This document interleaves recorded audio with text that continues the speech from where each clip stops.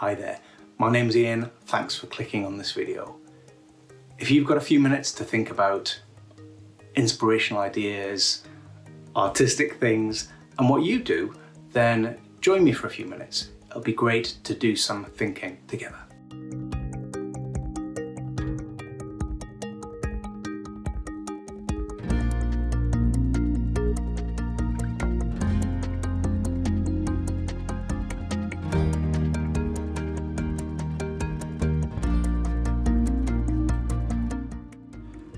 Who's this video series for?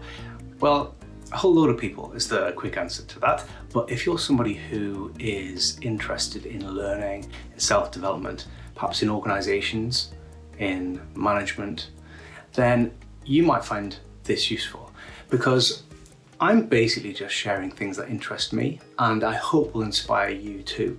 I'm going to be getting into conversation with a whole load of people, that's the plan, who I find really interesting, and I think you will too. And we're going to be mixing that up with a bit of art, a bit of reflection, and a bit of a challenge for you to, hey, what are you going to do? I'm currently an academic, so I teach and I write and I research. Absolutely love doing all of that and have done so for the last 10 years at a university in the northeast of England. And before that, I was a manager in local authority children's services, and before that, doing arts-based community work with children and young people. So I suppose I've had a chance to think about the topics of work, professional practice, and self-development over quite a long period of time.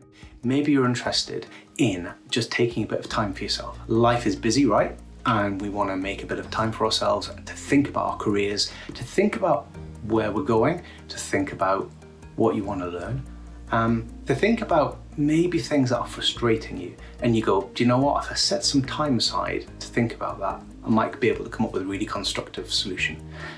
Sometimes though, it's also used to encounter really new ideas, new experiences, so you can go, do you know what, that's made me think differently. That has made me consider, to reflect, to ask questions.